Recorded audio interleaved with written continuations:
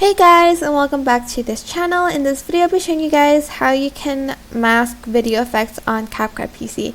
So for instance, I only want this map to have an effect on it.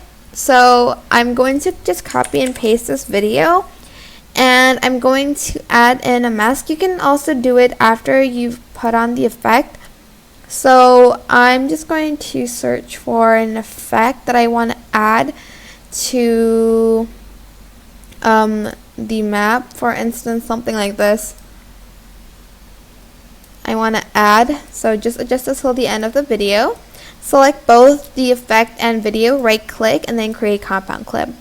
Then you're going to select mask and you're going to select the circle one, of course, because it is a circular map. So we're just going to do that and we're just going to adjust it like so. You can even feather it out just a little bit so it looks natural, and as you can see the effect has been applied but only to that area.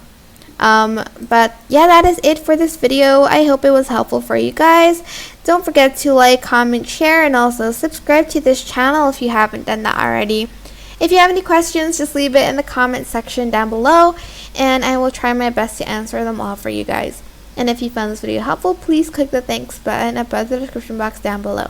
Thank you so much for watching. Bye!